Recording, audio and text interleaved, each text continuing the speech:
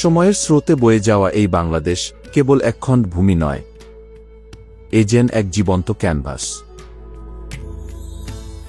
শতাব্দীর পর শতাব্দী ধরে এই মাটির বুক ধারণ করে আছে এক সমৃদ্ধ সংস্কৃতি, আর সেই সংস্কৃতিকে আপন হাতে রূপদানের গুরুভার বহন করছেন কুমোর সম্প্রদায়।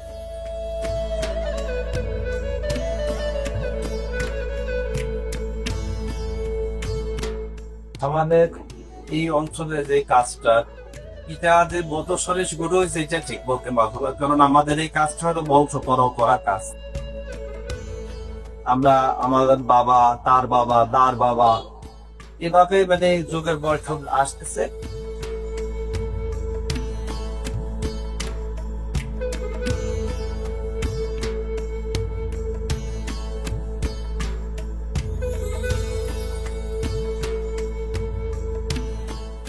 নব্বই দশকের পরে থেকে আমরা কিছু আধুনিক কাজের প্রশিক্ষণের মাধ্যমে আমাদের এই কাজটার একটু চাহিদা বৃদ্ধি হয়েছে। আমাদের এই অঞ্চলে ৩-৪ জন ভালো মানের নতুনত্ব কাজ করার শিল্পী ছিলেন। আমাদের এখানে অ্যাকচুয়ালি যারাই কাজ করতেছে অনেকেই আমাদের এই পূর্বপুরুষের পেশা অনুযায়ী আসছে এবং নতুন কিছু আসছে, তবে আমাদের এই কাজটার সাথে নতুন কেউ আগাতে চাচ্ছে না, অনেক পরিশ্রম। বংশ পরম্পরায় প্রজন্মের পর প্রজন্ম ধরে এই নিবেদিত প্রাণ শিল্পীরা তাদের অসামান্য দক্ষতা, গভীর ভালোবাসা আর অক্লান্ত পরিশ্রমের মাধ্যমে এই ঐতিহ্যবাহী শিল্পকে বাঁচিয়ে রেখেছেন।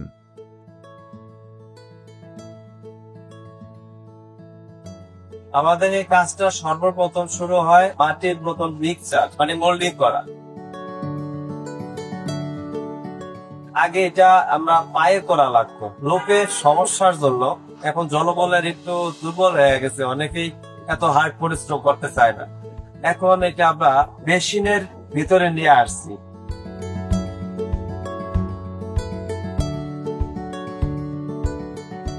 মাটি মিক্সারের পরে আমাদের এই যে প্রত্যেকটা প্রোডাক্ট কতটুকু ওজনের মাটির প্রয়োজন হয়, এটা আমরা পালায় আমরা এটা মাপ নির্ধারণ করে ওই প্রোডাক্ট অনুযায়ী আমরা এটা ভিন্ন একটা স্তূপ করি।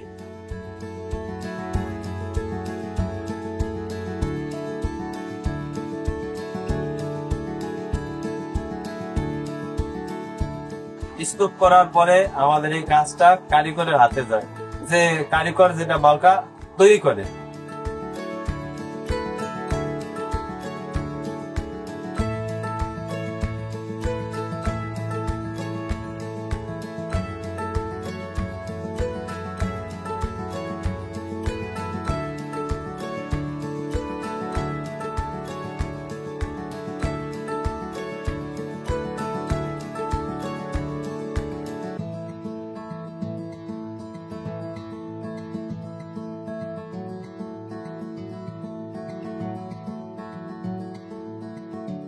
তৈরি করার পরে এই মালটা আমরা একটু বাইরে রোদ্রে শুকাই।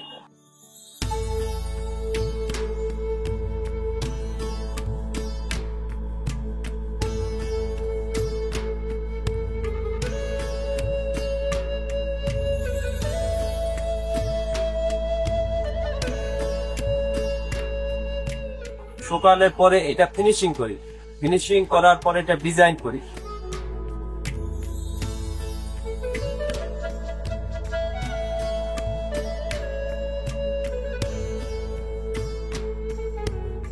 ডিজাইন করার পরে এইটাকে কোথাও কোনো কাপড় থাকে কিনা বা কোথাও কোনো কণা থাকে কিনা ওইটা উঠানোর পরে ওইটা পুটিং করে রোদে আবার শুকাই।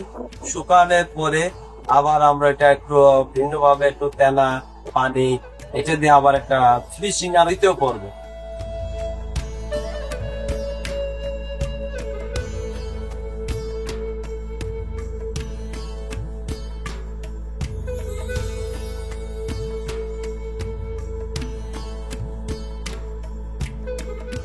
দ্বিতীয় পর্ব পরে আমরা এটাকে রং দিই, সোটা এবং লাল মাটি, এই তিনটা মিক্স করে না একটা রং হয়।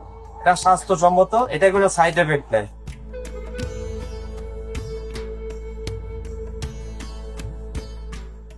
রং করার পরে আমরা কুইনে এই মাল ফায়ারের ভিতরে চুলিতে দিয়ে দিই।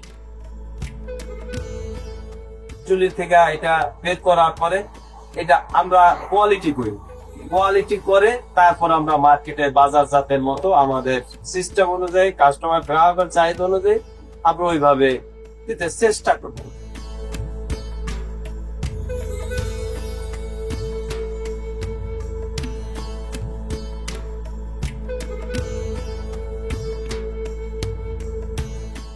যুগের সাথে তাল মিলিয়া না চলতে পারলে তখন সমস্যা। এখন খালে জোয়ার হয়েছে, কিন্তু আমি যদি যদি এখন উল্টা যাই কিন্তু ওরাই পেয়ে যাইতে হইবে।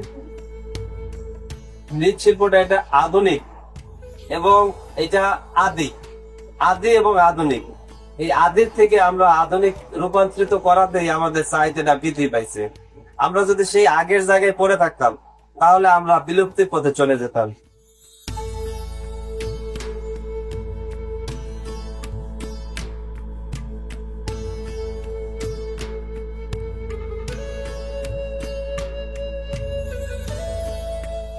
হাতের কাজের মূল্য পূর্ব ছিল, এখনো আছে, আগামীতেও থাকবে।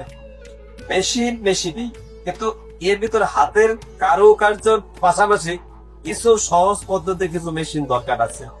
এই মেশিন গুলো হইতে গেলে হয় কি, আমরা যখন বাইরের বায়ার এবং বাইরের যখনই আমরা একটা বড় অর্ডারের কাজের দিকে ধাবিত হব, তখন দেখা যায় আমাদের হাতে আমরা 100 প্রোডাক্ট আমরা তৈরি করতে পারি।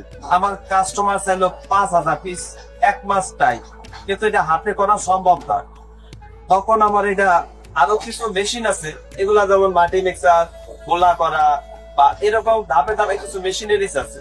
এই মেশিনারিজ গুলো যদি হয়, আমি হাতেই তৈরি করলাম, কারিগর একের জায়গায় 2 করলো, 2 জায়গায় 3 করলো, কিন্তু তাহলে আমার কাজের আর একটা গতি আসে।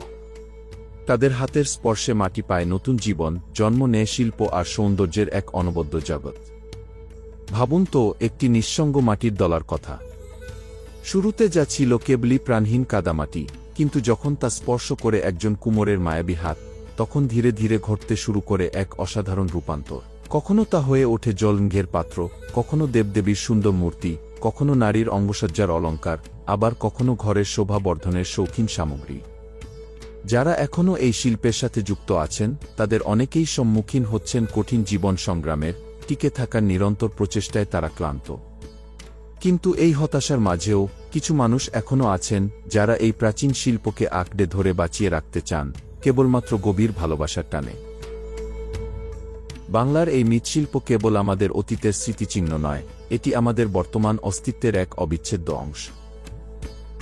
যতদিন কুমোরদের সৃজনশীল হাতে মাটি নতুন রূপ পাবে, যতদিন তাদের শিল্পকর্ম জীবন্ত থাকবে, ততদিন এই বাংলার ঐতিহ্য অম্লিন থাকবে, কালের সাক্ষী হয়ে টিকে থাকবে অনন্তকাল।